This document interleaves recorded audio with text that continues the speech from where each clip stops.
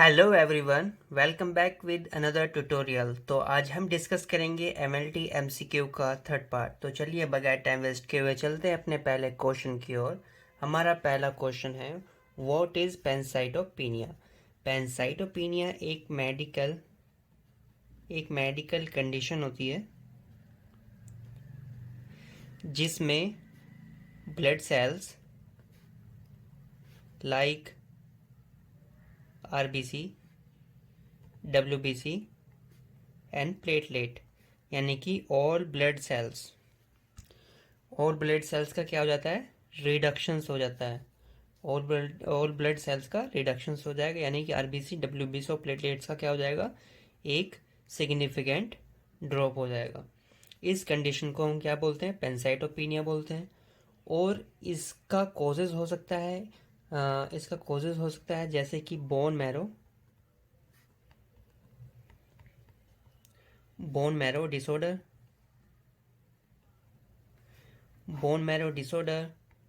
Viral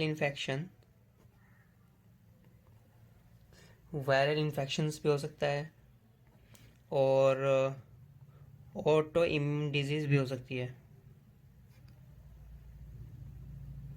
auto immune disease भी हो सकती है। तो पेंसाइटोपिनिया में जिसमें सभी तीनों टाइप की जो ब्लड सेल्स हैं उनका रिडक्शंस हो, उस कंडीशन को हम पेंसाइटोपिनिया बोलते हैं।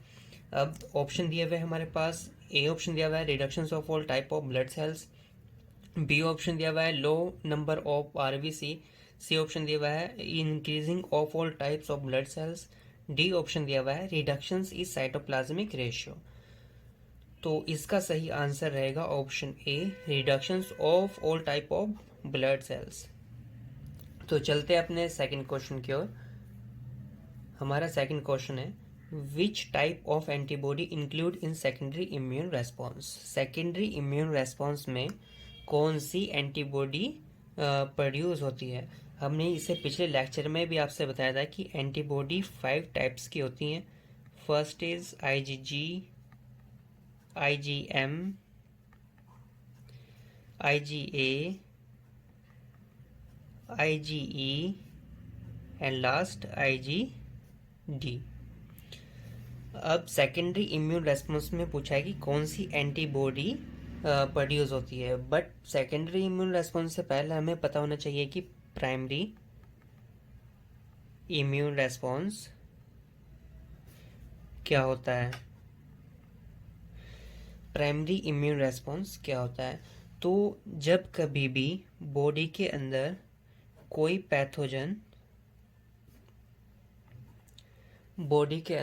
पैथोजन एंटर करता है और इसके अगेंस्ट हमारी बॉडी का इम्यून सिस्टम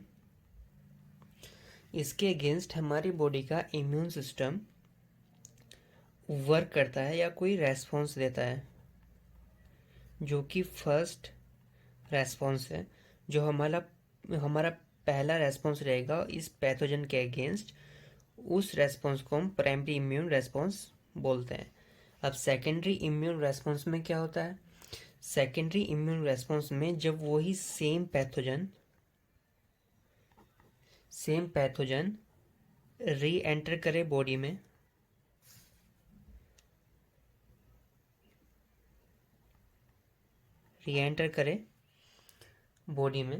वही सेम पैथोजन जब री एंटर करे बॉडी में और हमारा इम्यून सिस्टम उसके पैथोजन के अगेंस्ट रेस्पॉन्स दे, उस रेस्पॉन्स को हम सेकेंडरी इम्यून रेस्पॉन्स बोलते हैं। अब प्राइमरी इम्यून रेस्पॉन्स में जो एंटीबॉडी जनरेट होती है वो होती है IgM, and the secondary immune response में आईजीजी। तो इस क्वेश्चन में पूछा हुआ है सेकेंडरी इम्यून रेस्पॉन्स में कौन सी एंटीबॉडी जनरेट होती है। तो इसका सही आंसर रहेगा ऑप्शन बी, आईजीजी। तो चलते हैं थर्ड क्वेश्चन की ओर। थर्ड क्वेश्चन में पूछा है, which anticoagulant is use in ESR by Westergren method. Westergren method में कौन से एंटीकोगुलेंट यूज करते हैं। ईएसआर करने के लिए हम कॉमनली लैब में दो मेथड यूज़ करते हैं। First Wintrobe method, second Westergren method.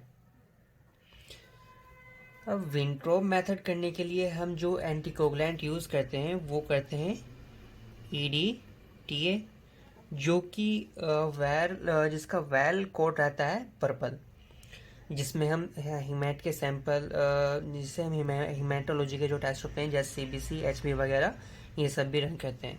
अब दूसरा हमारे पास मेथड होता है वेस्टरग्रेन मेथड, जिसमें हम जो एंटीकोगुलेंट यूज़ करते हैं वो करते हैं 3.8% ट्राइसोडियम सीट्रेट। 3.8% ट्राइसोडियम सीट्रेट का यूज़ करते हैं, जो कि वायरल कोड इसका रहेगा ब्लैक टॉप वैल में ये एंटीकोगुलेंट मौजूद होता है। तो इसका सही आंसर रहेगा ऑप्शन सी। चलते हैं अपने फोर्थ क्वेश्चन की ओर। इस क्वेश्चन में पूछा है antimicrobial agent that kill the bacteria are called, कि कौन सा एंटी माइक्रोबियल एजेंट बैक्टीरिया को किल कर देता है। दो कंडीशन होती है, एक होता है बैक्टीरियोस्टैटिक, एक होता है बैक्टीरियोसिडल। बैक्टीरियोस्टैटिक में जब हम ये एजेंट यूज करते हैं तो इसमें जो बैक्टीरिया होता है वो इनहिबिट होता है।